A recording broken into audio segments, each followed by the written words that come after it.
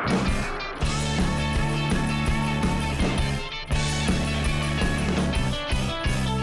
hujung minggu saat kita bertemu, riang-riang rasanya oh bila kita bersama. Good morning, Assalamualaikum. Happy weekend. Yes. Hari yang ditunggu-tunggu untuk hujung minggu ni untuk orang yang bekerja Isnin sampai Jumaat. Sebab hujung minggu ni lah masanya untuk dihabiskan bersama dengan keluarga. Tak kira lah kalau keluar tu mungkin aktivitinya pergi makan, pergi jalan-jalan. Tapi kalau kat rumah tu pun boleh juga tengok kita. Betul. Selamat menonton kepada semua penonton setia Borak Kopitiam. Hari ini Zack Merican bersama dengan Hafni Saad akan terus berkongsikan macam-macam info bersama dengan anda. Jadi bukan saja anda dapat saksikan kami di TV, Hafni, tetapi boleh juga saksikan dekat TikTok. TikTok Bukan TikTok dekat belum. Facebook. Dekat Facebook Live TV3. Jadi kalau anda semua belum lagi follow Instagram, Facebook dan Twitter, silakan Borak Kopitiam TV3. Baik. Jadi Hafni, dengar cerita macam-macam sebenarnya hari ni. Macam-macam yang kita nak kongsikan, Zack. Tapi itulah, saya sebenarnya ni masih lagi tak boleh nak move on. Tadi terperasan pula video opening promo montaj kita tu. Okey, kenapa? Rasa tengok muka sendiri tu, kembung betul muka pipi tu. Tak apa. Benda bab kembung tu saya tak ada rasa apa pun, sama saja. Tak, Zack pun turun juga berat banyak. Oh, ya ke? Zack diet kan, pergi gym lagi semua. Tapi Hafni, kalau tengok video montaj tadi kan, Hafni lain lah. Ya rasa lain. Berisi sangat kat situ. Dia macam yang dalam tu macam budak SPM, sekarang ni macam abang-abang semester 5. Tapi untuk tahun 2021 saya sebenarnya dah turun 5 kilo, Zack. Ya ke? Daripada awal tahun 75 sekarang sampai 70. Dan sekarang ni nak maintain tapi dia makin menurun-nurun pula, Zack. Okeylah. Kenapa tak okey tu? Dia makin menurun dia tak okey. Kita nak maintainkan gitu je. Dia bergantung pada hak individu. Yelah. Saya nak Sesuai turun sendiri. Saya nak turun. Awak nak naik? Nak naik sikit lah. Nak naik sikit dah terlebih turun. Okey. Tapi tak apalah. Tu mungkin sama juga dengan yang tengah menonton tu. Kalau tahun 2020-2021 kita dalam fasa PKP, ramai duduk kat rumah, ramai yang tambah berat, kena mula lakukan senaman. Hujung-hujung minggu ni boleh bersenam, pergi taman, jogging ataupun exercise dekat rumah je ni. Betul, kita nak kongsikan pasal update COVID kita. Yes. Kalau kita tengok sekarang ni semenjak 2 menjak kita tengok kesnya, saya rasa mungkin belum boleh gembira lagi. Tapi ada penurunan. Kalau kes semalam kita tengok ada 1,275 kes dengan 1,243 kes tempatan, 32 kes import, Zack. Betul. Dan ini rata-rata macam Hafni kata tadi, kes menurun tapi tidak bermakna kita boleh ambil mudah. Kerana kadang-kadang takut je lah dengan macam-macam berita kata vaksin dah mula masuk. Jadi mungkin secara psikologinya ramai dah mula ambil mudah. Tapi sebenarnya kepada penonton dan kepada diri kami sendiri juga, tim Borak Kopitiam sendiri, kita ingin memberitahu kepada semua apa yang berlaku sekalipun, tolong kekal mematuhi SOP kerana ini untuk kepentingan kita juga. Kita kena lebih bertanggungjawab dan ini di kaca televisyen anda semua anda dapat lihat kes-kes yang terbaru dan 26 Mac 2021 14 kluster tamat. Ini antara kluster-kluster yang telah ditamatkan. Kluster Jalan DPW3, kluster Hikmah Muazzam, dan ada yang tertulis dekat situ kalau kita boleh tengok. Tapi bagus, Zack, sebenarnya kalau kita bagi peringatan ni setiap hari pun tak ada masalah juga. Sebab kadang-kadang kita ni terlupa. Nampak macam dah ada kelonggaran, boleh keluar, boleh berjalan-jalan, boleh makan dekat luar. Kita tengok kadang-kadang kat luar tu macam ini kita ada COVID ke tak ada ni? Kenapa semua orang macam pesta je ni? Jangan macam tu. Kita kena tetap patuh SOP juga, kan, Zack? Dia terlepas pandang, Hafni, kadang-kadang. Boleh keluar, ada kelonggaran yang diberi sedikit, tetapi tidak semestinya kita boleh terus sembrono, kata orang kan, tidak boleh terus macam okey tak apalah, okey ni dah tak ada apa dah ni. Tak boleh ambil remeh lah. Benda tu tetap kena berjaga-jaga. Dan siapa lagi kalau belum melakukan pendaftaran untuk pengambilan vaksin, silalah download aplikasi MySejahtera kalau belum ada, ataupun mungkin handphone baru agaknya kan. Sebab sekarang kan handphone canggih-canggih macam produser kita kan.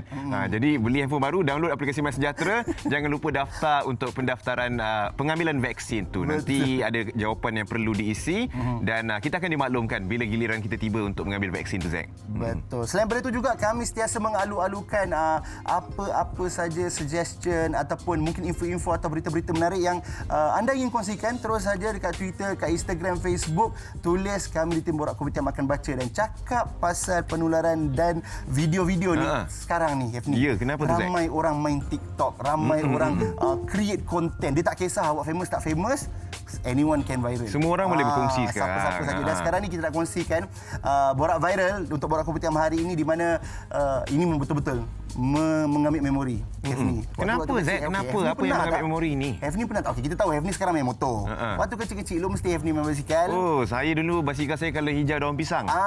Singgah kedai runcit, beli air, minum, lepas tu tin tu tak buang terus, botol tak buang terus.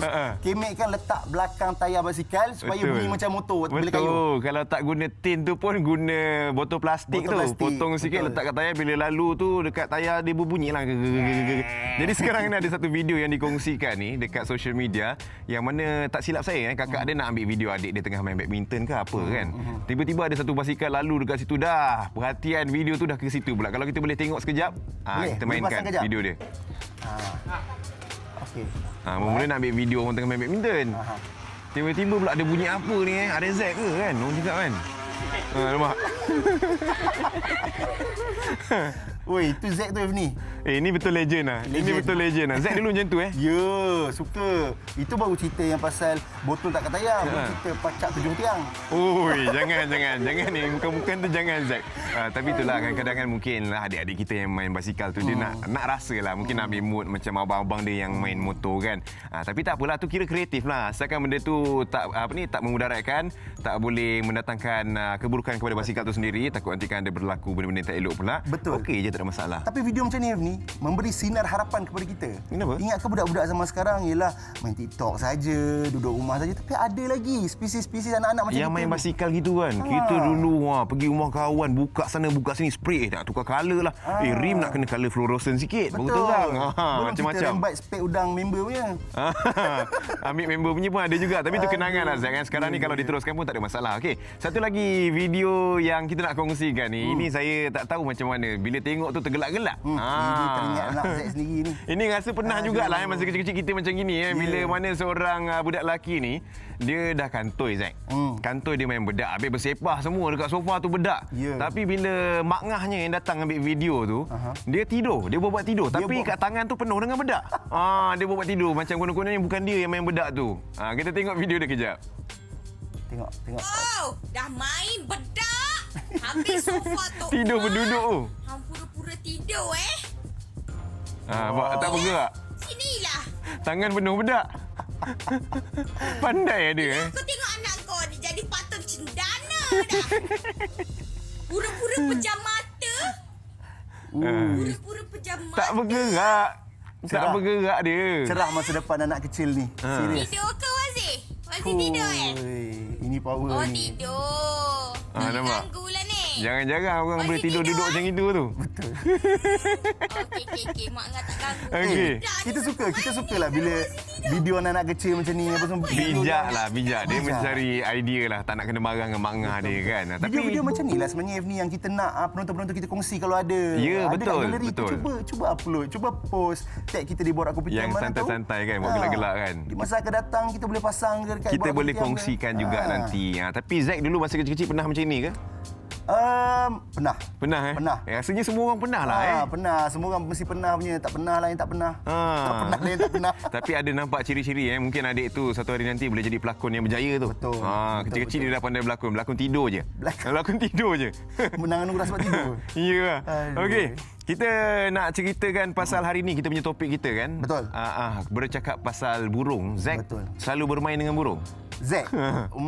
Zack suka beli ikan. Oh, ya? Tapi wife Zack dia ada cakap juga pasal nak bela-bela burung ni. Oh ya.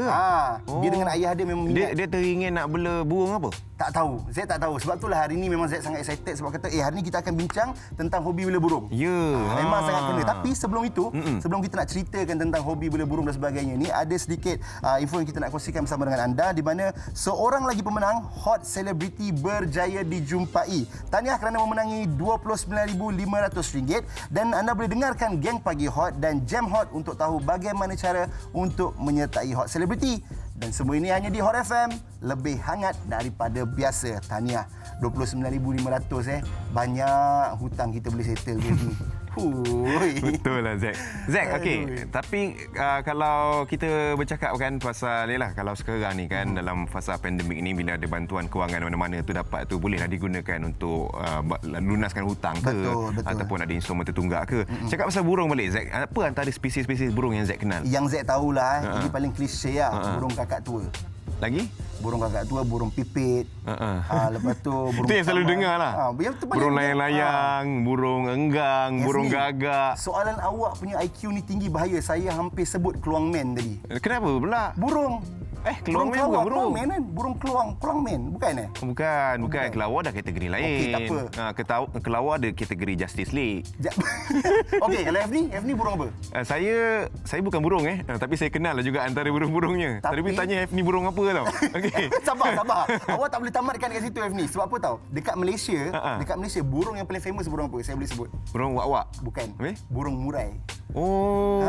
Lama tak dengar Burung apa tu? Burung murai. Selalu burung dengar murai je. Burung murai betul murai. lah ada. Tapi itulah macam-macam yang kita nak ceritakan pasal spesies burung ni. Macam mana nak jaga dia, macam mana nak tahu dia tu sihat ke tak sihat. Kita akan bawakan orang-orang yang tahu pasal benda ni berkongsi dengan kita. Betul. Tapi kejaplah kita berhenti rehat dulu. Betul. Kembali selepas ini di Borak Kopitiam.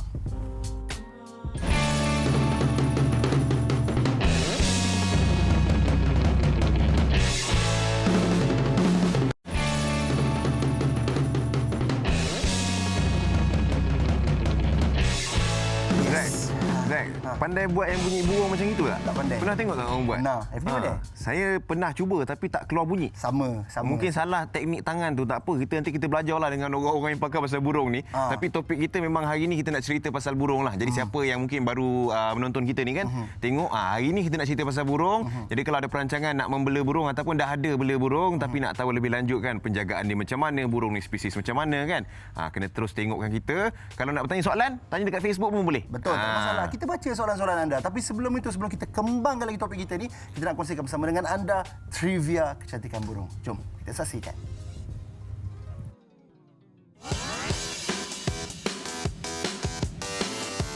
Burung adalah haiwan bersayap yang berkaki dua. Antara ciri-ciri burung seperti badan diliputi bulu pelepah, mempunyai paruh yang tidak bergigi, bernafas melalui peparuh dan berdarah panas. Kalau kita tahu, burung mestilah terbang kan? Tapi ada juga spesies yang tidak mampu terbang seperti burung unta, kiwi dan penguin. Setiap jenis burung ini mempunyai keistimewaan tersendiri. Burung enggang. Burung enggang merupakan sejenis burung yang mempunyai paruh berbentuk tanduk lembu tetapi tanpa lingkaran. Burung enggang badak atau enggang kenyalang merupakan ikon utama negeri Sarawak, Bumi Kenyalang. Sehinggakan jata negara bagi Sarawak, Bumi Kenyalang juga merupakan burung kenyalang. Ia juga dikategorikan spesies burung enggang terbesar di dunia. Merak, sejenis burung yang mempunyai sayap dan tubuh yang diselubungi bulu pelepah. Ia merupakan burung yang sangat cantik. Tarikan warna bulu dan strukturnya yang menyerupai kristal ternyata sungguh menawan. Merak jantan memiliki bulu dan ekor yang panjang juga mempesonakan. Kebiasaannya, merak jantan akan mengangkat ekor dan melebarnya ke sisi lalu menggetarkannya. Dengan warna yang menonjol ini, ia mampu menarik perhatian merak betina. Tiong mas, sejenis burung yang bijak, mampu bercakap dan meniru apa sahaja suara atau bunyi yang didengari. Spesies burung ini antara yang digemari ramai kerana ia boleh dilatih untuk mengajuk percakapan manusia. Berkebolehan menyimpan memori pembendaharaan kata lebih daripada 100 patah perkataan dan frasa. Wah, banyak juga tu. Bolehlah ajak burung tiong mas ni sembang lepas ni kalau bosan kan? Pernah tak nampak burung duduk atas kerbau? Tahu tak apa nama burung tu? Namanya burung bangau kerbau atau bangau putih. Ia adalah spesies burung bangau yang mudah ditemui di sawah dan bertenggek di atas kerbau. Di mana banyak kerbau, di situlah ia ditemui. Sama ada di kawasan sawah padi atau rumput berpaya yang terdapat lembu atau kerbau. Seperti bangau kendi, ia akan memakan dan membuang kutu dan lalat daripada kerbau. Bila nampak burung bangau kerbau dengan kerbau tu, rasa macam comel je kan? Burung bangau kerbau pun boleh duduk atas kerbau, takkan saya tak boleh duduk dekat hati awak? Yang pasti, apa pun jenis burung peliharaan anda, jadikanlah ia sahabat terbaik dan sayangilah mereka. Dah cantik dah tadi. Sampai dah nak ujung-ujung tu kita dah nak faham dah pasal burung. Betul, Tiba-tiba Nafi. keluar pick up line tu lupa dah.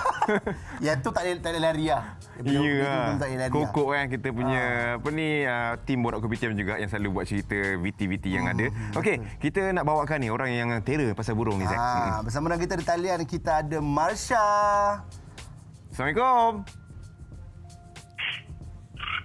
Assalamualaikum. Burung dia yang cakap ke tu? Tu dia. Itu dia. Ini burung kakak tua kan? Ya betul. Ini semua dekat belakang saya ni semua burung kakak tua. Semua? Ada berapa ekor tu? 1, 2, 3. 3. Yang dalam TV nampak 3 lah. Lain dia ada lag sikit lah. 5 ekor. 2 ekor. 2 ekor. Okey. Marsha. Ini saya. Boleh dengar Ya. Itulah sebab dia lagging. Kita ingat kalau lagging kita tukar pakai hantar surat-surat ke? Sebab bercakap susah. Okey, tak apa. Boleh dengar Okey, boleh dengar tak apa. Kita cerita pasal burung kakak tua ni kan. Macam Marsha sendiri. Sabar, kita tanya Marsha dulu. Burung kakak tua belum lagi, kejap lagi kita tanya. Marsha dah berapa lama bela burung ni? Okey, saya bermula daripada tahun 2017. Pada asalnya saya bekerja di sebuah petting zoo di Maib Serdang. Dan saya ditugaskan untuk menjaga burung kakak tua pada masa itu. Dan kemudian makin lama kita jaga, makin kita minat. Dan saya bermula membela burung kakak tua pada tahun 2018 dan sehingga hari inilah. Okey, Marsha, daripada 2017 sampai sekarang bermula daripada kerjaya kerja dekat apa tu? Petting zoo tu kan.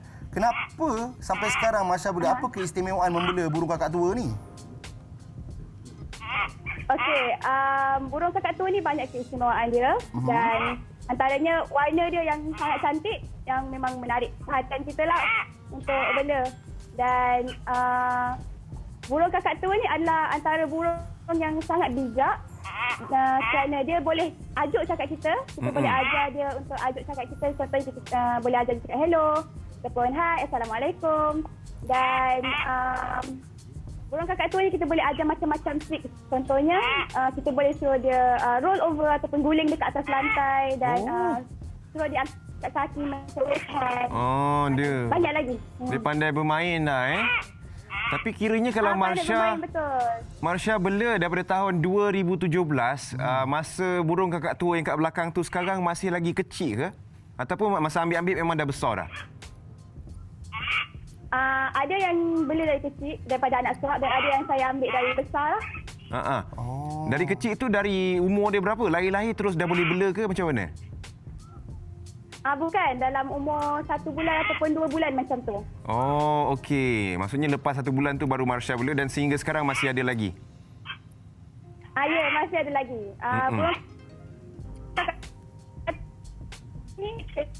Dia sebab jangka hayat dia sangat panjang. Dan dia boleh hidup lebih kurang 60 hingga 80 tahun. Lama. 60 hingga 80 tahun tu. Okey. Dan sekarang Marsha ada 3 ekor burung kakak tua ni? Sebenarnya ada 4 kat belakang ni. Okey, Marsha, macam inilah Marsha. Kita tahu nak bela binatang, nak bela haiwan ni bukan satu benda yang senang. Memang susah. Macam menambahkan komitmen kita lah. Kena teliti dan sebagainya kan. Macam burung kakak tua ni boleh tak macam Marsha ceritakan sedikit dari segi pemakanannya macam mana, bangun tidur dia macam mana. Marsha boleh ceritakan? Okey, pemakanan dia sangat simple sebab dia hanya makan buah-buahan, sayur-sayuran, biji kacang dan tetapi ada beberapa makanan yang perlu dielakkan untuk beri kepada burung kakak tua. Contohnya macam bawang, biji apple. Tu tak boleh Walaupun avokado ni tergolong daripada golongan buah, tetapi burung kakak tua tak boleh makan avokado kerana boleh menyebabkan dia mengalami serangan jantung. Tak boleh baru kita tahu avokado tak boleh. Selalu orang cakap avokado tu bagus Betul. Tapi untuk burung kakak tua dia tak berapalah Marsha, macam burung kakak tua yang bukan bagus. Burung kakak tua tak boleh. Yelah. Macam Marsha, burung kakak tua yang ada sekarang 4 ekor tu boleh bercakap ke semuanya tu? Tak semua boleh bercakap. Contoh macam yang belakang saya ni, yang warna orange biru ni. Dia boleh bercakap. Boleh ada percakapan kita sebab dia merupakan spesies makau. Spesies makau ni dia sangat senang untuk train bercakap ataupun ajuk percakapan kita. Okey, tetapi kalau yang warna putih ni pula, yang burung warna putih ni, dia daripada keluarga cockatoo. Dan burung cockatoo ni keistimewaan dia tak boleh nak ajuk kita punya percakapan, tetapi dia boleh kenal rentak lagu dan dia boleh ingat rentak lagu dan dia boleh menari mengikut rentak lagu tu. Ikut tempo tu. Dia kira yang putih tu dancer lah. Betul ni. Betul. Dia ada bidang masing-masing lah kiranya. Ini kalau kita tengok video ni Marsha dengan burung kakak tuanya. Ada nama ke setiap seekor tu? Ada. Apa namanya? Yang orange ni A6. A6. Yang orange A6. Yang putih dekat belakang saya ni nama dia putih. Dan yang belakang sekali warna hijau Mr. Green. Mr. Dan Green. yang tengah panjat ni nama dia Red. Red. Putih, Mr. Green dengan Red. Baik, Marsha, terima kasih banyak Marsha di atas perkongsian. Banyak lagi sebenarnya penonton nak tahu mungkin kat mana yang mereka boleh tengok Marsha punya rutin harian bersama dengan burung-burung kakak tua ni semua, Instagram ke Facebook ke? Mungkin boleh kongsikan kok ada penggemar burung nak berkawan kan? Selalu saya akan share dekat story Instagram saya. Kalau ada yang berminat nak tengok, boleh follow Marsha Azman. Marsha? Facebook saya pun saya selalu share juga. Sama juga Marsha Azman. So kalau ada yang nak berkawan bolehlah add. Alright. Nanti kita tengok kat sana burung-burung kakak tua yang ada dekat situ. Terima kasih Marsha. Terima kasih Marsha. Okey, sama-sama. Terima kasih Zaid dan Hafni. Bye. Assalamualaikum. Happy weekend. Wah, bagus. Seronok sebenarnya Zack. Tapi sebab tadi kita faham kan mungkin line dia tak berapa clear, jadi susah sikit kita nak bercakap kan. Tapi tak apa, kita akan bawakan lagi pakar-pakar yang akan bercerita pasal burung ni. Sebelum tu kita ada VT juga kan nak kongsikan ni Zack. Betul, jenis-jenis burung yang terlaris di pasaran. Tadi kita ada burung kakak tua, kita tengok tergolong tak burung kakak tua dalam trivia ni? Ada kot. Jom. Jom.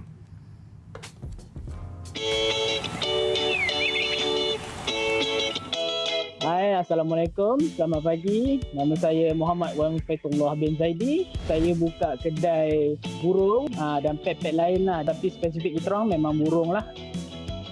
Kedai kami sudah beroperasi dalam tahun 2019 dan nak masuk 3 tahun lah. Tengah tahun 2019 sekarang masuk dalam 3 tahun lah.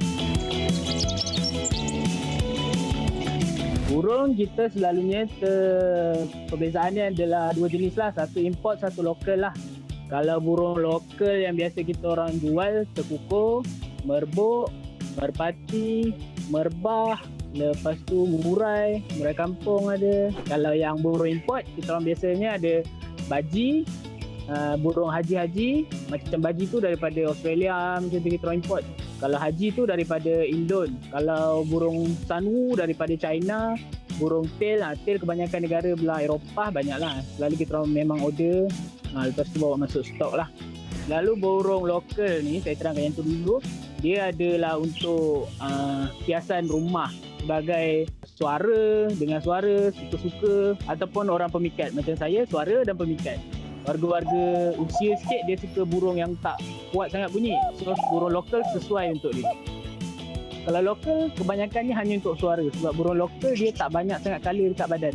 Kalau burung import pula dia kebanyakan bukan untuk suara. Burung import ni adalah untuk cuci mata kita. Dia color-color hijau, kuning, merah. Dapat-dapat macam burung fish yang kecil. Harga dia tak berapa tinggi, tak berapa murah. Tapi warna dia tu mampu menyedapkan mata orang kata. Untuk lokal, saya favourite adalah merbuk lah. Kalau untuk import, saya prefer untuk ambil baji lah. Sebab dua-dua ni, dia punya cost tu jimat. Lepas tu dia tak banyak penyakit. Pada saya prefer yang burung tak sakit lah. Supaya kita pun tak stres bila dia sakit. Baji ni cost dia pula tak berapa tinggi. Lepas tu Bagi budak-budak kecil main pun okey sebab dia tak ada bulu-bulu halus yang berterbangan yang boleh impact untuk asma atau penyakit macam tu. Dia tak banyak kos lah untuk diorang ni. Saranan saya kepada peminat yang di luar sana yang nak memelihara burung, mula-mula kita study dulu dekat macam Google ke, YouTube dulu. Second, memang kena prefer orang yang lebih tahulah. Membela sejenis unggas ke ataupun burung macam ni, ia sesuatu hobi yang sangat sihat. Ia sangat bersesuaian dengan musim sekarang ni yang COVID, yang tak boleh keluar rumah, stay home. Jadi membela burung ni adalah sesuatu hobi yang sangat bagus.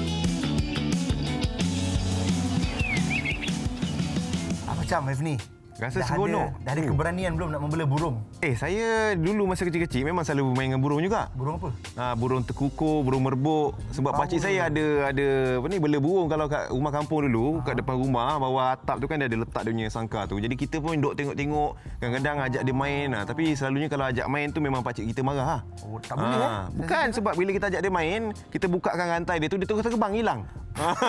Terus lari. Rantai. Okey, maknanya Hefni dah macam dah biasalah dengan Tak adalah dulu masa kecil-kecil. Bolehlah sikit-sikit. Baik. Macam tadi kita dah berborak dengan Masya, kemudian kita berkongsi dengan pemilik yang kedai burung tadi tu kan, berkongsi macam burung-burungnya kan. Yes, dan sekarang ni kita ada seorang tetamu yang istimewa, merupakan seorang doktor veterina. Bersama dengan kita di talian Dr. Andika Kameswara, merupakan doktor veterina yang akan bersama-sama dengan kita mengongsikan tips pemakanan dan penjagaan. Hello doktor.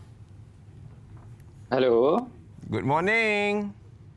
Ya, good morning. Alright. Doktor, kita hari ni masing-masing kurang ilmu burungnya jadi saya terperanjat doktor nak berborak pasal burung, belakang tu kuda doktor, saya terkejut. Dah. Doktor dah tukar hobi ke kuda pula?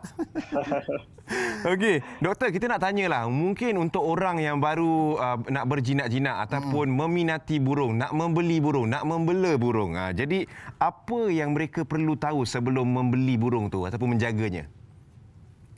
Okey, first sekali sebenarnya untuk mula berjinak-jinak lah untuk membeli burung ni, pertama kita kena tentukan dululah burung apa yang nak kita bela, dan kita boleh study lah apa saja yang kita perlukan. Yang kedua, kita perlu tahu juga umur berapa burung yang nak kita bela. Contoh, kita nak bela mula dari baby atau anak, atau kita nak ambil yang sudah matang lah. So di situ kita akan tahulah nanti apa keperluannya. Yang ketiga itu kita kena study juga jenis makanan burung. Sebab kalau kita bela burung, dia ada beberapa kategori makanan biasanya. Yang pertama untuk baby burung biasanya ialah ada makanan khas formulation yang disediakan atau dijual di pasaran. Yang itu pun kita kena study. Dia dah bentuk formulation, cumanya kita kena tahu juga macam mana cara untuk bancuhannya, umur berapa kekentalannya, macam itulah. Habis tu kita kena tahu juga cara pemberian makan tadilah. Contoh kalau untuk baby tadi ada beberapa kategori, boleh kita guna sudu untuk suap anak burung, atau ada juga yang kebanyakannya menggunakan syringe. Syringe ada feeding tube lah biasanya. Ini pun kena dipelajari jugalah untuk para pemula. Sebab kalau tak dipelajari akan ada kesan biasanya untuk memelihara ni. Yang terakhir itu untuk environment burung itu sendirilah. Kita pun kena sesuaikan untuk keselesaan burung dan kesihatannya lah. Yang terakhir sekali, kalau kita dah dapat semua pelajari itu, kita pun kena tahu juga habit burung itu sendiri. Jadi kita boleh mempelajari tingkah laku burung, dan kita pun boleh mengurangkan stres burung itu sendiri. Macam itulah kira-kira. Okey, doktor. Tadi macam doktor ada sentuhkan tentang pemakanan dan sebagainya. Tapi untuk orang-orang macam saya sendiri, macam Zack sendiri yang memang tak pernah langsung ada pengalaman, mungkin doktor boleh kongsikan burung ni banyak jenis, dan mungkin ada tak makanan yang khusus untuk setiap burung tu, ataupun selagi namanya burung, makanannya sama saja. Macam mana doktor? Okey, kalau untuk makanan khusus burung ni sebenarnya dia kan makanan-makanan yang khusus time dia masih baby saja sebenarnya. Time masih baby itu sebab dia belum boleh lagi makan makanan yang keras. Pengadaman dia memang masih masih baru lagi, baru development macam tu. So kita kena jagalah dengan makanan-makanan yang sesuai untuk burung tu sendirilah. Biasanya dalam pasaran ada banyak jenis makanan burung-burung baby ini. Kita boleh guna dan tunjuklah, kita boleh cari tahulah macam mana cara pemakaiannya. Habis itu yang kedua untuk burung yang dah matang lah. Burung matang ni biasanya makanannya biji-bijian, kacang-kacangan, buah-buahan, ada juga campuran sayur-sayuran dah. Untuk support itu semua, tak ada lagi makanan tambahan iaitu berupa pellet lah. Pellet ni sebenarnya untuk menyeimbangkan nutrien konten yang ada dalam makanan harian yang kita bagi. So kalau semua nutrien konten yang burung tu perlukan cukup, maka burung tu akan sihatlah. Macam tu. Okey, kiranya kena tahu juga pemakanan dia baby dah besar macam mana kan. Macam orang juga. Baby kan minum susu dah besar baru boleh makan keras sikit. Okey. Tapi kalau orang yang baru nak berjinak-jinak memahami burung, membela burung ni, doktor mungkin boleh kongsikan juga apa selalunya penyakit-penyakit yang sering jadi dekat burung ni. Okey, untuk penyakit-penyakit burung ni sebenarnya burung kita pecahkan jadi dua bahagian lah biasanya. Untuk burung-burung yang baby, ini ada kategori sendirilah yang sering terjadi penyakit-penyakitnya. Tapi kebanyakan penyakit yang yang menjangkiti burung-burung yang masih kecil ini biasanya sebab lebih banyaknya lah selalunya kecuaian daripada pemilik itu sendiri. Contohlah crop static, ada crop static ni dia tempat tampungan makanan tu terlalu penuh biasanya. Kalau terlalu penuh, dia akan menyebabkan gangguan lah pada crop tu sendiri dan dia boleh mengurangkan pergerakan pencernaan pada crop tu sendiri. Yang kedua, itu biasanya crop lubang pada crop. Lubang pada crop ni salah satu juga sebab kecuaian juga. Ini biasanya diakibatkan bancuh makanan baby tadi yang bentuk bubur tadi terlalu panas. So kalau terlalu panas masuk biasanya dia akan menyebabkan kerusakan pada jaringan crop itu sendiri dan akan berlubang. Okey. Ada juga kes tu biasanya feeding tube tu masuk dalam crop. Yang itu banyaklah kes yang terjadi. Biasanya kalau yang itu kita akan keluarkanlah untuk tolong burung tu biasanya. Yang terakhir biasanya untuk burung baby ni dia aspirasi pneumonia istilah dia. Aspirasi pneumonia ni di mana keadaan makanan atau air yang disuapkan oleh pemilik termasuk ke dalam saluran nafas. Itu sebab aksiden lah macam tu kan. Tapi boleh juga oleh sebab burung tu sendiri. Burung tu contoh dia dalam keadaan yang penuh cropnya, makanan dalam tampungan makanan dalam crop tadi, dia termuntah. Dia termuntah dan masuk sendiri, secara sendirinya tak sengaja ke dalam saluran pernafasan lah. Itu untuk bagian yang burung tadi, burung kecil. Untuk burung yang dah matang juga, biasanya ialah ada sakit mata, flu, ada aksiden juga patah kaki, misal cabut bulu, macam itulah.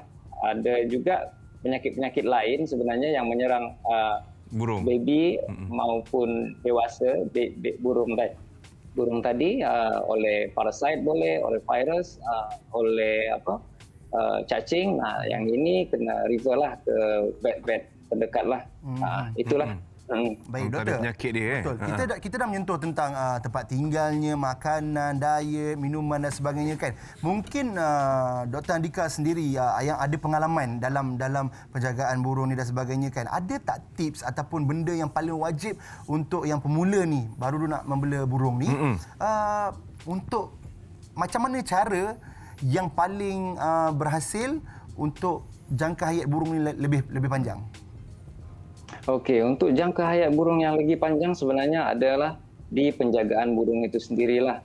Penjagaannya meliputi semua tadi yang saya sebutkan, dari segi penjagaan makanan, kesihatan, habis itu mengenal pasti ciri-ciri burung-burung yang ada masalah. Biasanya cara mengenal pasti burung-burung ini satu dengan memperhatilah monitoring keadaan burung-burung tersebut, boleh keadaan secara fisikal, boleh droppingnya berupa tinja lah. Hari-hari mungkin kalau yang intens akan cek tinja yang normal seperti apa. Biasanya kita akan bagilah tunjuk gambar kepada pemula-pemula atau kawan-kawan kita yang baru nak berjinak-jinak membela burung ni, supaya diorang pun faham macam mana cara menjaga burung dari segi kesihatan tadilah. Kita bagi gambar biasanya untuk warna tinja, konsistensinya macam mana, habis tu makanan macam mana, kita akan bagi tahulah. Biasanya itu saja yang perlu diperhatikan, monitoring sebenarnya. Faham. Tapi doktor nak tahu juga macam burung ni kalau yang kita bela tu, dia perlu ke ada macam setiap 3 bulan bawa pergi jumpa doktor, 6 bulan atau setahun, ada ke tempoh-tempoh macam itu? Sebenarnya ada, dia bukan sebenarnya untuk cek keadaan semasa saja sebenarnya. Contoh untuk burung-burung ni, kita biasanya suggest kepada kawan-kawan atau klien yang membela burung untuk membuat inspection lah, cek bawa ke doktor vet dalam masa 3 bulan sekali, just untuk monitoring saja. Misalkan untuk cek dia punya tinja, cek dia punya weight gain, cek juga biasanya keadaan dia lah, kesihatan abnormal, tak normal. Biasanya kita akan minta kepada owner-owner ni untuk cek sendiri biasanya. Cek sendiri ni yang boleh dibuat lah maksudnya. Biasanya kita akan minta dia orang cek secara rutin bagian dada burung. Itu ada tulang namanya yang biasanya sternum. Di tepi tulang tu dia ada muscle. Biasanya burung-burung yang bermasalah, dia akan menunjukkan gejala tulang yang begitu runcing lah dekat situ. Kalau misalkan ada gejala yang nampak seperti itu, biasanya burung tu ada problem dan kena refer baliklah, datang ke vet untuk buat apa yang kena dilakukan lah. Faham. Okey doktor, kita buat secara kesimpulan ringkas lah. Yang doktor dah beritahu kita semua, menonton Borak Kopi Tiam, kami sendiri, makanan, minuman, diet, lepas tu tempat tinggal dan sebagainya. Tapi kalau mengikut hari akhirnya, yang paling penting tu apa? Adakah tempat tinggalnya ataupun pemakanannya doktor? Yang paling penting sebenarnya maintenance itu adalah makanannya sebenarnya. Kebanyakannya penyakit-penyakit yang banyak muncul itu sebab makanan. Maksudnya dia kurang seimbang makanannya sehingga menyebabkan defisiensi energi, mungkin defisiensi vitamin, mungkin dia tak mengalami kekurangan protein sehingga memudahkan dia menjadi sakit sebab imuniti tadi kalau makanan tak cukup memang akan rendah, so penyakit mudah masuk macam itulah. Jadi pemakanan tu paling penting doktor kalau nak bela burung mesti kena jaga tu Ya. Doktor, saya nak satu lagi nak tanya. Kalau kebiasaannya berdasarkan pengalaman doktor kan di klinik kan, yang datang membawa burung ni, sakit dia adakah sakit yang sama ke ataupun memang selalunya berbeza-beza? Yang kerap sekali. Selalunya kalau kita tengok kebiasaannya lah ya, kebiasaannya kes yang banyak muncul adalah sama sebenarnya. Kes yang banyak muncul ni kebanyakannya pada burung selsema, pilek, sakit mata, habis tu ada sebagian lagi trauma lah yang banyak juga tu. Trauma tu macam patah kaki, patah sayap, habis tu feeding tube masuk di dalam macam tu kan. Itulah kes-kes yang paling banyak lah biasanya. Dibawa ke doktor. Dan satu lagi plucking biasanya. Plucking ni sebab stres lah biasanya. Faham. Jadi kalau mungkin ada mereka yang membela burung mungkin nak pergi bawa berjumpa dengan doktor mungkin boleh kongsikan social medianya doktor? Okey, saya guna FB Andika Kameswara. Itu FB lah. FB saja. Satu lagi kalau pun nak berhubung directly pun boleh. Saya biasa kita akan bagi nombor handphone lah untuk kawan-kawan yang yang nak bertanya, yang memerlukan bantuan kita lah. Boleh tengok dekat Facebooknya tu ya. Doktor, bila doktor sebut pasal Facebook ni, maafkan saya doktor. Ada yang bertanya, doktor ni handsome, single lagi ke? Saya sudah ada istri dengan 1 orang anak. Sudah ada isteri seorang anak. Jadi pergi jumpa untuk urusan burung. Soalan mana yang sampai ni? Yang ni. Jadi urusan burung saja ya tuan-tuan dan puan sekalian. Baik doktor, terima kasih banyak doktor di atas perkongsian yang sangat padat, yang sangat manfaat. Terima kasih banyak doktor. Okey, baik, sama-sama. Thank you doktor. Stay safe doktor. Fuh. Alright. Itu dia. Perkongsian yang bermanfaat Macam kita ada tahu. kat kelas tuition tu F ni. Iyalah, Macam kita sempat salin tak semua tadi? Macam tengah dekat kursus untuk membela burung. Dah tahu dah kalau burung biasa sakit apa? Nanti tengok balik, tengok balik. Tapi itulah kalau siapa nak bertanya mungkin terlepas hari ni tadi. dah 2 kali tau F ni. Boleh Baik. pergi ke Facebook doktor tadi kan yang doktor kongsikan tu. Yes. Terus bertanya dengan doktor kalau ada masalah spesifik tentang burung yang anda bela tu, boleh tanya dengan doktor tu. Betul. Kepada penonton juga, anda semua boleh juga kongsikan gambar-gambar anda. Mungkin anda juga salah seorang yang membela burung apa semua, kongsikan gambar bersama dengan kami. Kami sentiasa menantikan input-input yang menarik daripada anda. Apa-apa pun, kita kembali selepas ini. Kita rehat dulu di Borak Kopi Tiam.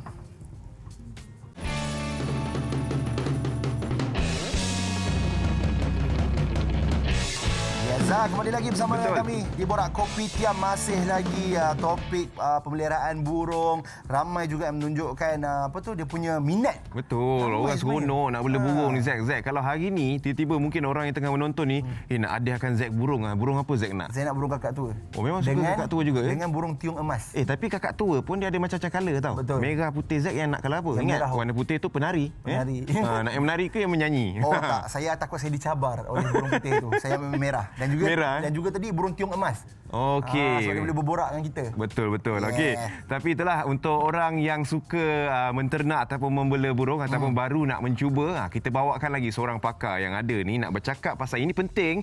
Ini pasal apa burung yang boleh, apa burung yang tak boleh daripada Jabatan Perkhidmatan Penolong Pengarah Bahagian Penguatkuasaan, kita ada Puan Siti Nur Ain Muhammad Isa. Assalamualaikum. Waalaikumsalam. Tak ada background burung kat belakang Okey puan, kita tak ada. Okey puan, kita dari pagi tadi kita dah borak tentang cara nak menjaga burung dan sebagainya kan. Dan sekarang ini bersama dengan puan kita akan mengupas sedikit tentang akta dan juga lesen. Yang ni yang paling penting juga Anif ni. Jadi soalannya puan sebagai pembukaan lah, sebenarnya apakah jenis-jenis sebenarnya burung yang boleh dibela dan yang memerlukan lesen untuk dibela tu puan? Okey, kalau bercakap dengan Jabatan Perkhidmatan lah, burung-burung ni perlulah tersenarai di bawah Akta Pemeliharaan Hidupan Liar 2010 atau kita panggil Akta 716. Hanya burung yang tersenarai dalam akta ni sahaja yang memerlukan lesen ataupun permit khas. Okay. Kalau tak ada dalam akta ni, tak perlu pun lesen untuk bela. Contohnya burung yang tak perlukan lesen ni, contohnya burung merbuk, burung tekukur. Itu tak perlu lesen daripada Jabatan Perkhidmatan. Tapi macam yang Tuan cakap tadi, burung tiung emas, burung kakak tua, itu perlukan lesen. Jadi tak ada istilah burung yang tak boleh dibela lah. Ada yang boleh dibela yang perlukan lesen, ada yang boleh dibela tak perlukan lesen bawah jabatan. Kena tahulah list tu, kena tengoklah kalau nak sebut sesuatu panjang puan Betul. Tapi antaranya itulah burung kakak tua, burung tiung emas Burung ni burung helang tersenarai ke? Okey, burung helang dia adalah hidupan liar yang dilindungi sepenuhnya. Okey. Kalau dia ada 2 kategori lah. Yang pertama tadi hidupan liar yang dilindungi. Kemudian ada lagi satu kategori hidupan liar yang dilindungi sepenuhnya. Kalau burung helang tu dia kena ada permit khas. Permit khas ni dia perlu kelulusan daripada menteri.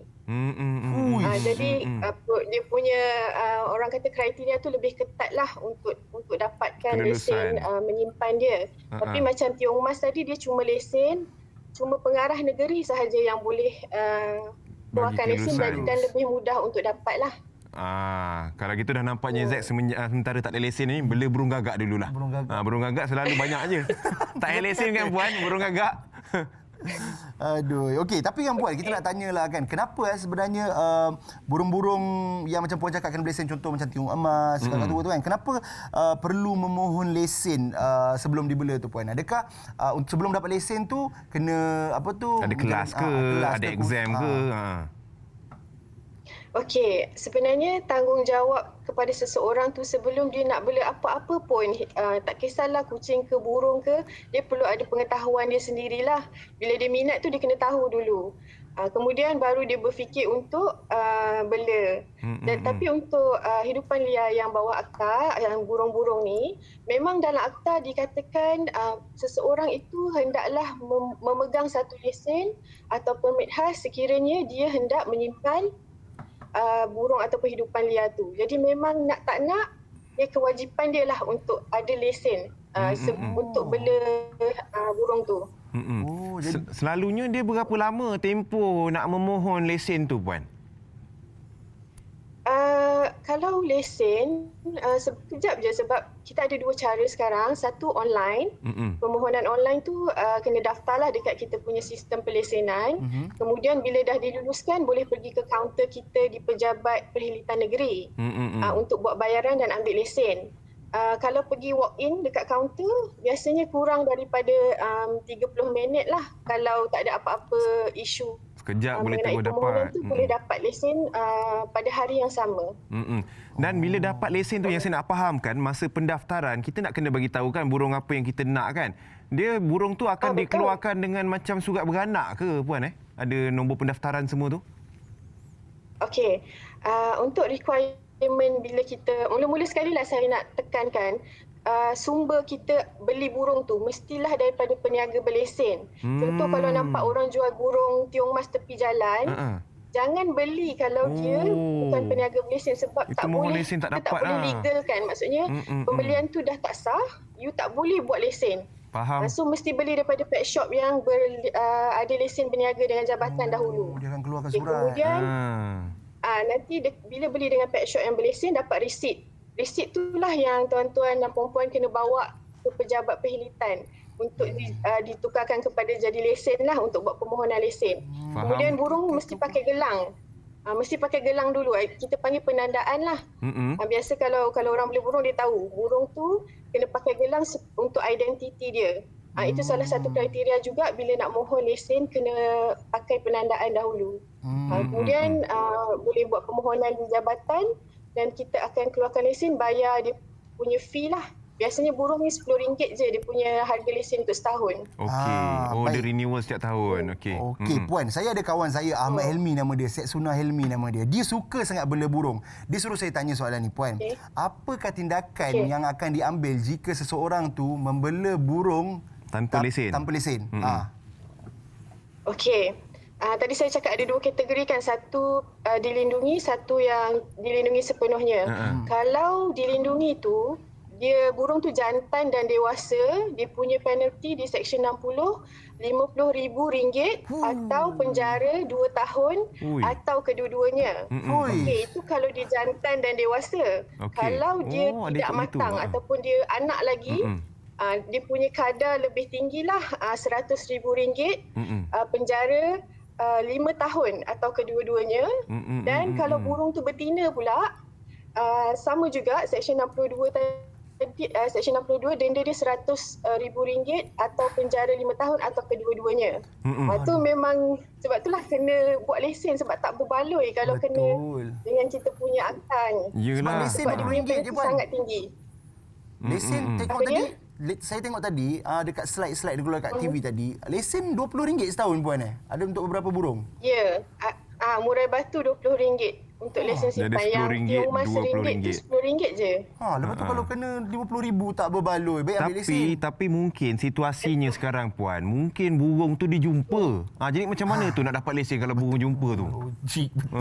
Betul. Macam mana? Burung jumpa, tak bukan ada- beli daripada kedai, tak ada resit. Tak boleh minta lesen ke, Puan? Burung tu terjumpa, Puan. Okey. Alamak. Okey, kalau memang cara untuk buat lesen dia punya Kena ada tu. Sumber ada dua saja. Satu daripada peniaga berlesen, kemudian beli dari pembiak baka komersial. Kita ada pembiak baka untuk burung-burung Faham. tertentu. Beli daripada mereka lah. Selain daripada tu memang tak boleh buat lesen, tak boleh dilegalkan. Sebab kita tak nak masyarakat jadi terbiasalah dengan benda-benda Betul, macam betul. tu. Kita nak benda tu daripada sumber Yang yang sah. legal lah. Dari situ kita boleh monitor konservasi hidupan liar tu lah. Betul, Faham. betul. Jadi Maksudnya kalau kita jumpa, jumpa kat serahlah luar, kepada kita jabatan. lepaskan. Kena serahlah pada kita. Betul Faham, lah, faham. Afni. Lagi Tak satu boleh bukan bela. apa. Saya faham kenapa Jabatan Pendidikan buat macam ni. Sebab boleh je kita beli secara haram, lepas tu kata kita jumpa.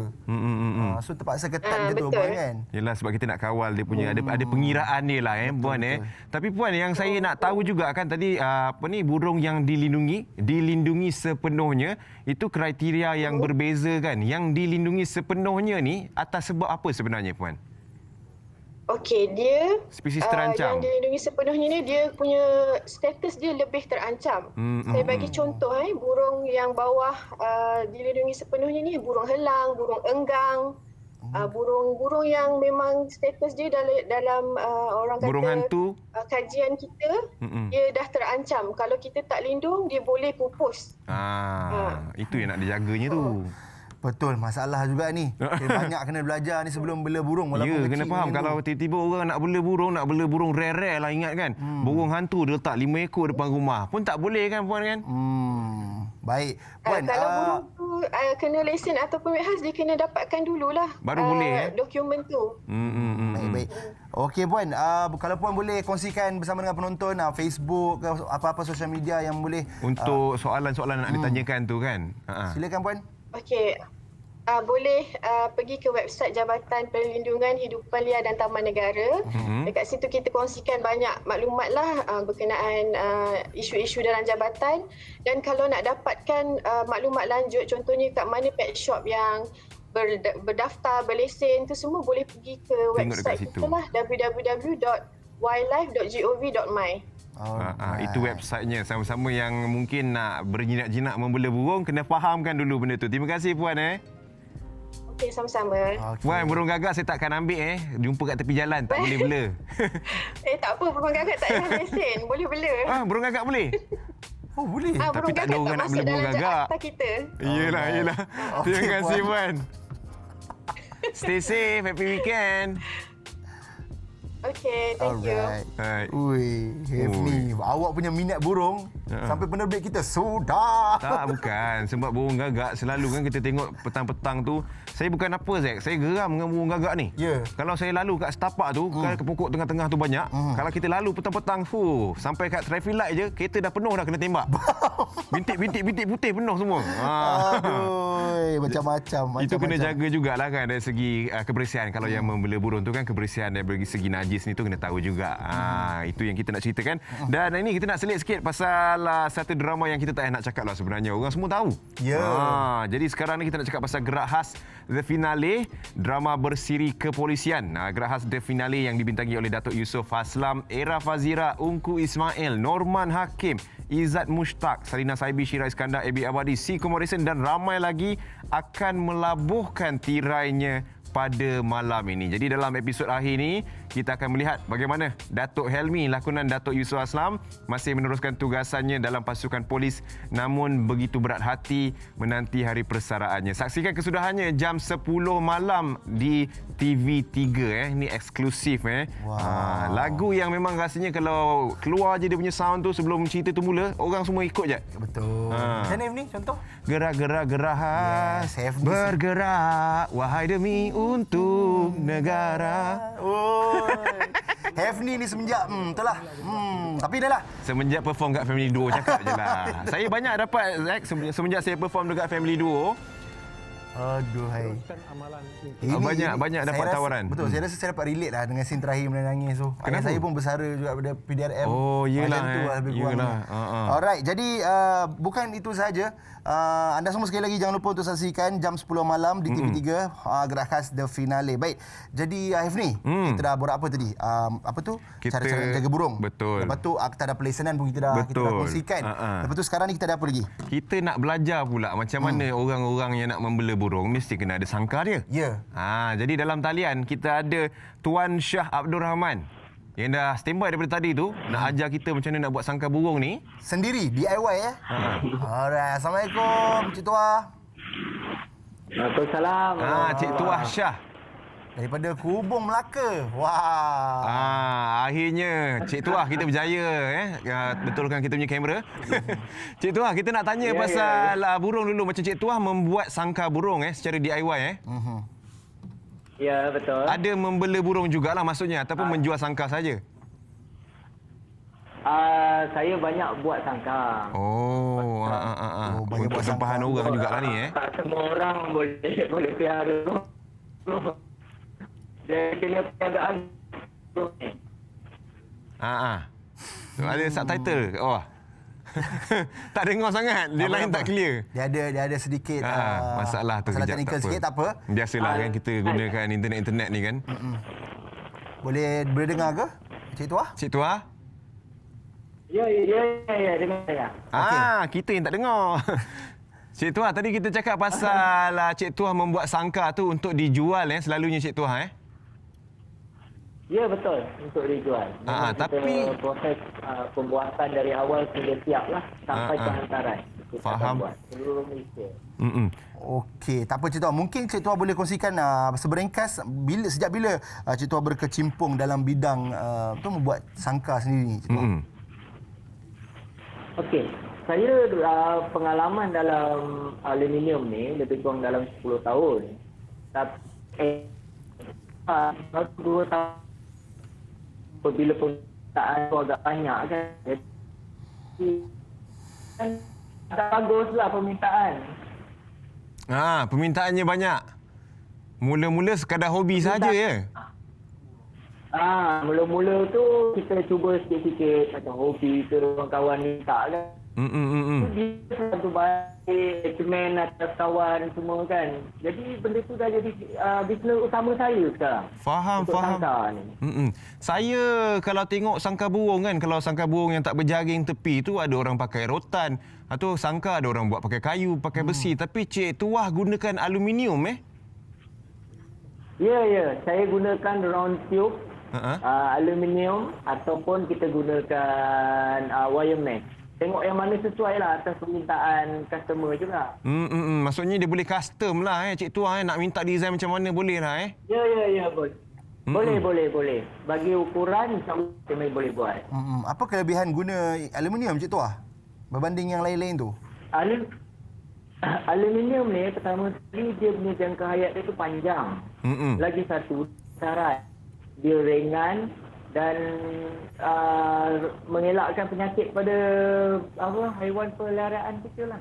Oh, kalau maksudnya macam kayu mungkin akan rosak ke anak-anak itu mungkin. Besi dia akan berkarat kan. Tapi aluminium tak ada.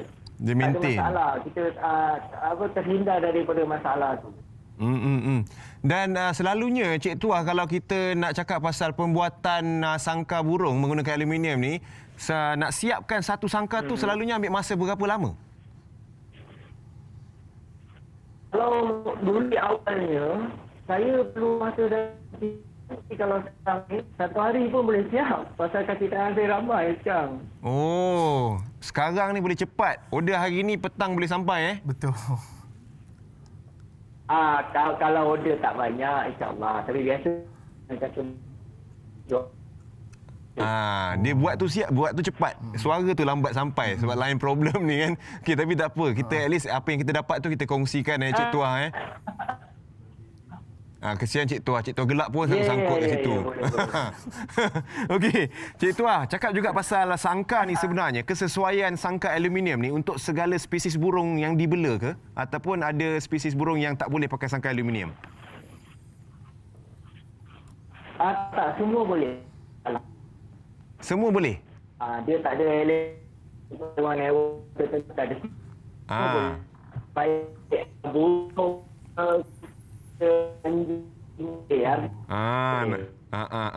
Saya rasa sekarang ni saya dah macam main macam main quiz tau. Nak kena susun ayat Cik Tuah ni apa yang disampaikan sekarang. Mungkin sebab Cik Tuah kita dengar ni tak clear kat dalam ni minta maaf dan minta maaf juga untuk orang yang menonton, tapi tak apa, kita kongsikan visual dia juga Zack. Betul. Mungkin boleh kita punya tim boleh adjust sikitlah untuk beri penjelasan daripada Cik Tuah lagi jelas.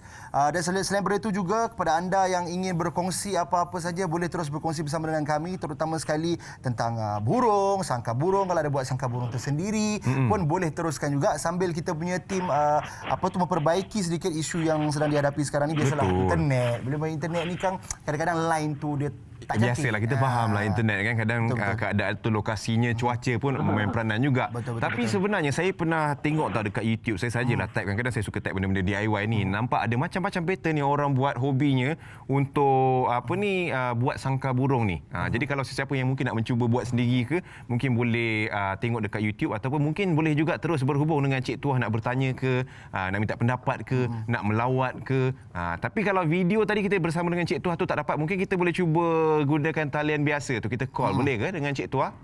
Sebab banyak sangat lagi info ni yang kita nak tanya. Sebab pasal sangkar ni. Betul. Bila melibatkan benda yang macam DIY, di mana duit yourself, buat sendiri, buatan sendiri, memang menarik sebab kemas. Ya, dan saya pun sebenarnya sebab saya pun dah tak adalah tahu pasal burung sangat, tapi masa kecil-kecil memang tengok burung sangkarnya tak rotan, kayu, besi.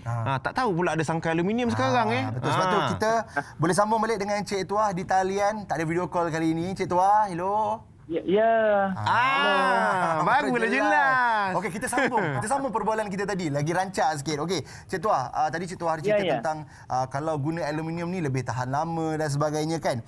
Dan berbalik pada soalan Hefni tadi, di mana Hefni cakap, tanya apa tadi Hefni? Pasal apa? Pasal Hefni sebelum kita berhenti tadi. Oh tak, saya cakap tu pasal video dekat YouTube. Maksud saya dekat sini Cik Tuah, kalau sekarang ni orang-orang yang nak membela burung dengan membeli sangkar burung daripada Cik Tuah sendiri, macam dia kan kadang-kadang ada orang bela daripada kecil dan kemudian ada orang yang bela yang dah besar.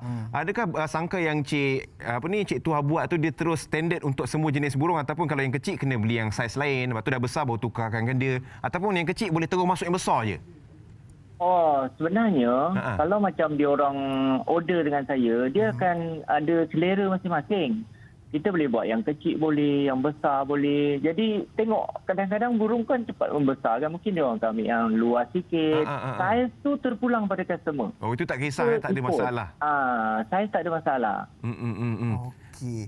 Jadi Cik Tuah, bila kita tengok bila Cik Tuah berkongsikan dengan kita buat sangkar sendiri dan sebagainya, Cik Tuah menunjukkan benda tu sangat mudah. Tapi kita nak tahu latar belakang Cik Tuah sikit. Berapa lama masa yang diambil untuk Cik Tuah jadi Tuah Shah Abdul Rahman yang sekarang? Berapa lama tu belajar tu? Daripada mula start lah kiranya. Okey. Pengalaman saya buat aluminium ni lebih daripada 10 tahun. Kami bermula dengan buat tingkap, pintu, lepas tu buat kabinet. Tapi bila saingan tu tinggi, ramai kedai aluminium kan. Jadi saya kena fikir sesuatu, apa benda yang baru yang saya boleh majukan bisnes saya. Dalam 2 tahun kebelakangan ni saya nampak hobi orang ni lebih kepada pemeliharaan. Jadi saya kata benda ni saya boleh buat kan. Lebih baik kalau saya cuba. Jadi saya cuba, saya bagi kat kawan satu, kawan tengok okey kan. Lepas tu dia recommend. Bila recommend saya pun cuba promote kat FB semua. Tengok sambutan tu hingga ke sekarang, alhamdulillah lah, menggalakkan. Tapi kalau tengok daripada sangkar yang Cik Tuah buat ni, nampaknya sangkar yang dia letak kat lantai ni kesesuaiannya macam boleh letak haiwan peliharaan yang lain juga ya? Betul. Boleh. Sangkar yang gantung ada, sangkar gantung? Gantung buat masa ni yang kecil punya tu memang kita belum keluarkan. Memang dah design tapi belum kita push untuk keluar lah. Tapi so far buat masa ni hanya kita buat yang beroda. Boleh gerak-gerakkan dia lah. Boleh bergerak, ya betul. Okey. Cik Tuah, ada tak perbezaan penggunaan aluminium tu? Mungkin ada jenis-jenis dia yang tersendiri ke? Macam mana? Tak, aluminium dia satu jenis dia. Dia tetap nama dia aluminium. Beza dia hanya ketebalan aluminium tu dengan warna dia. Oh, ketebalan dia pun main peranan juga Ya, ada main peranan. Tengoklah kalau macam kita buat benda tu besar kan, kita perlukan ketebalan yang lebih sikit. Betul. Dan kita pun bergantung juga pada bajet customer lah. Tapi aluminium ni dia ringan, tak ada masalah sebenarnya untuk kita letak burung ataupun kucing dia kan, tak ada masalah. Rasanya ramai yang tengok ni, mungkin yang tiba-tiba daripada sangkar rotan, sangkar kayu, sangkar besi nak bertukar ke aluminium, nak bertanya dengan Cik Tuah, macam mana nak order tu, dekat mana? Facebooknya kita beroperasi di Melaka ataupun dekat kita punya FB kita ada page kita. Page ni apa tu? Sangkar Aluminium -TSR. Okey. Boleh terus bertanya dekat situ. Kalau nampak ada button WhatsApp, terus boleh tekan kat situ. Tak ada masalah. Ya, boleh. Terima kasih banyak Cik Tua di atas perkongsian. Nanti kita boleh berbual-bual lagi lebih lanjut dekat Facebook insya-Allah. Ya. Terima kasih. Alright, Assalamualaikum. Waalaikumsalam warahmatullahi. Ceria je Cik Tuah ni kan. Ya. Walaupun video call dia Walaupun senyum tersangkut-sangkut tadi kan. Tetap dia punya energi tu kita dapat rasa positif. Betul. Tapi bila kita call tadi kan lebih clear kan. Jadi dapatlah pemahaman sikit pasal sangkar burung yang dibuat oleh Cik Tuah sendiri kan. Jadi kalau nak buat pesanan, nak bertukar daripada besi, rotan, kayu ke aluminium, boleh terus berhubung dengan Cik Tuah tu lah. Yes. Apa pun kita berehat dulu. Kita kembali selepas ini. Mana F ni? Borak kopi tiam lah. Yeah.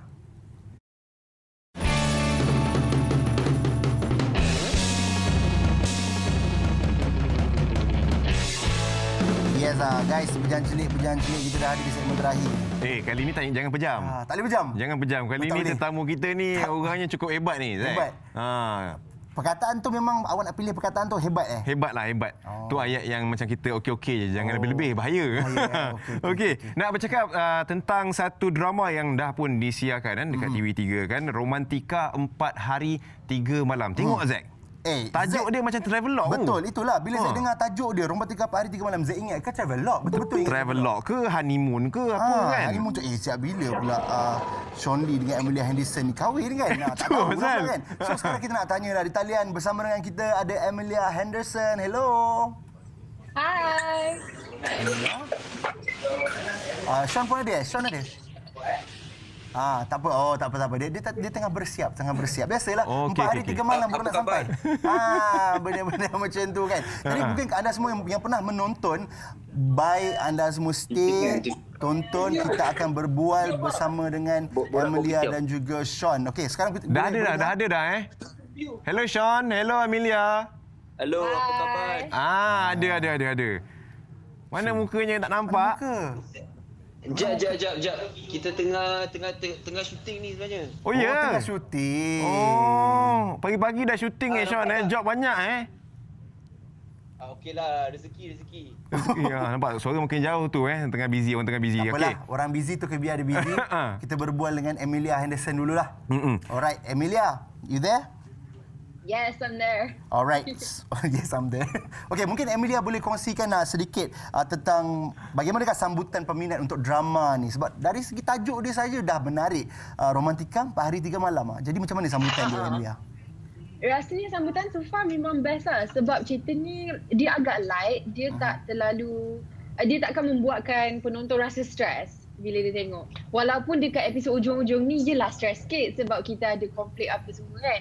Tapi cerita dia menarik sebab ada banyak subplot dan juga kita travel, kita dapat pergi ke pulau, everything.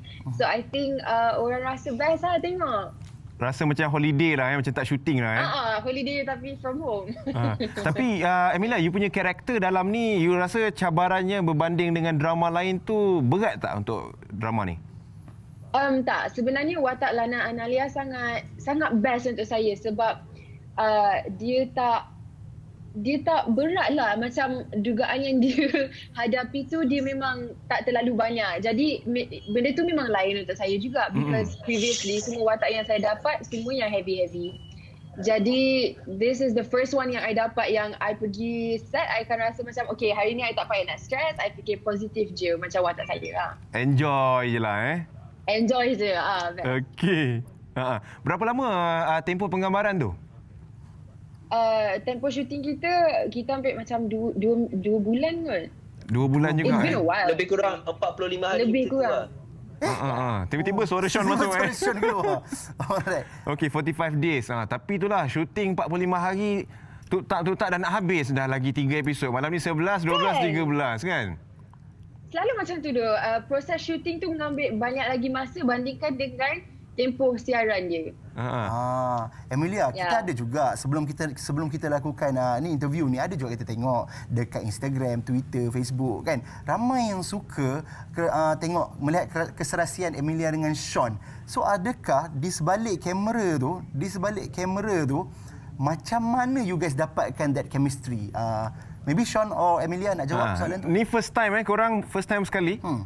First time bercinta lah. First time bercinta. Bukanlah first time lagi. bercinta, Sean. We did that. Tally also bercinta juga kan? Tapi this is Betul. first drama yang bercinta. Ya. Betul. First drama yang kita akan ada watak yang ada hubungan lah. Yang agak mendalam sikit. Sebelum ni adik-beradik je kan. Kita start berlakon kembar. adik-beradik je. Kembar. Tapi sebab kita pun dalam real life kita kawan. So senang kita nak dapat chemistry tu lah. Tapi senang dapat chemistry, Sean. Chemistry sebelum ni macam you cakap adik-beradik apa semua. Yang ni bercinta. Macam mana you nak bercinta dengan Lana ni? Dengan Emilia ni. Macam mana you nak bercinta dengan dia? Sebab selalunya kalau dah kawan kat luar ni, dia nak buat scene bercinta ni banyak gelak je nanti. Nanti cut apa? Bukan apa. Takut, Sean. Tiba-tiba Banyak gelak. jatuh cinta dekat set ke apa semua. Macam mana you guys like make it professional lah macam tu? I mean, in the end of the day, itulah tanggungjawab kita sebagai pelakon. Kita kena tolak tepi kita punya personal, nak awkwardness dan nak gelak-gelak tu untuk cuba sampaikan watak kita. Tapi masa kita syuting tu memang kita gelak je. Sepanjang masa kita syuting, gelak je. Ada scene-scene yang ada moment kan, kena tengok face to face. Tak boleh tu. Ya, faham. Sebab kat luar kawan kan. Bergurau-gurau tiba-tiba nak kena buat jadi macam girlfriend kan. Tu yang susah tu. Okey, Sean ataupun Emilia nak tahu dalam Romantika 4 Hari 3 Malam, scene yang paling susah lah. Walaupun Emilia kata tadi drama ni macam relax-relax, tapi paling susah sekali yang mana? Okey, yang paling susah untuk saya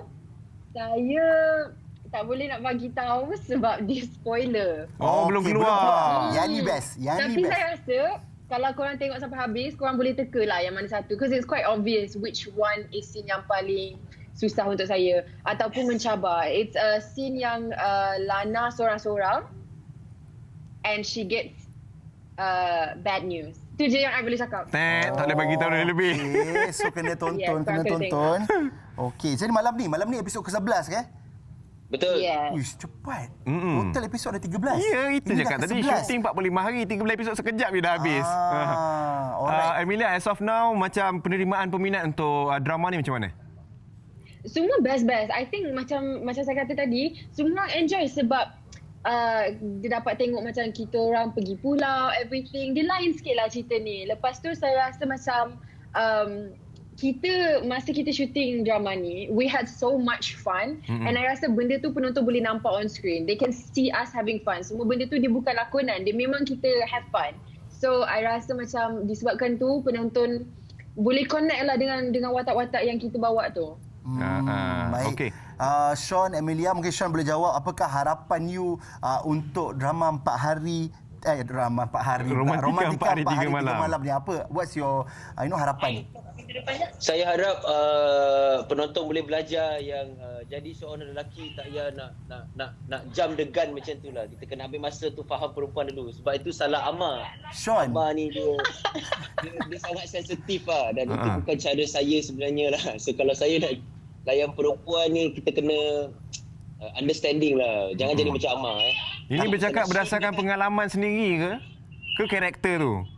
Karakter. Karakter. Okey. Sean kat luar tak macam tu lah. Sean tak macam tu. Alright guys, apa-apa pun jangan lupa kepada anda yang sangat-sangat tak sabar nak menonton Romantika 4 Hari 3 Malam. Malam ini episod yang ke-11 dan tadi Emilia ada kongsikan dengan kita. Dia punya scene yang paling best, dia tak boleh bagi tahu. Kena tunggu. Kena tunggu. It's at the end. It's at the end. Episod 13. Okay, thank you Emilia, thank you Sean. No problem. Baik, terima kasih guys. Take care. Stay safe. Selamat bekerja Sean, Emilia. Kamsahamnida. Alright. Bye. Aduh, sekejap je dapat borak dengan Emilia. Yelah. Biasalah tu. Kalau kita berborak dengan Emilia, soalan selalu hilang. Kenapa? Sebab yelah, kita tergamam tengok dia. Cantik sangat. Jadi itulah dia. Sambil kita berbual-bual. Dia selalu Zack, tarik nafas dulu. Tarik nafas. Apa pula kita? Saya dah kahwin dia punya awak tu. Tak ada, bukan. Kita ni, kita menghargai benda-benda yang cantik. Bukan apa pun. Tak ada pun lebih pun. Tapi apa salahnya awak single kan? Yelah, itulah.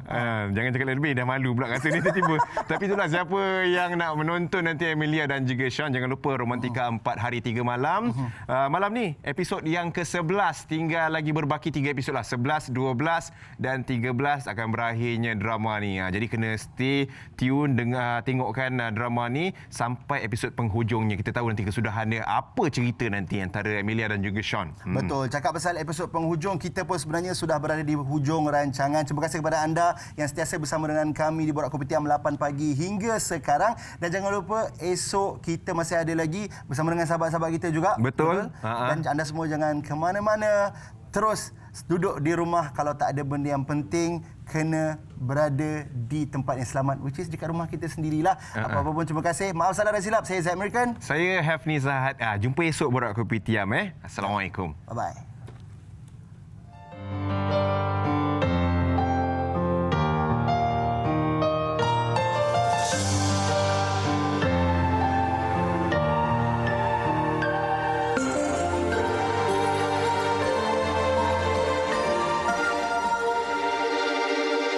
Terasa bagaikan bermimpi, kemara indah yang kulewati, arah tuju kian bererti, sempurnanya jika kau di sisi.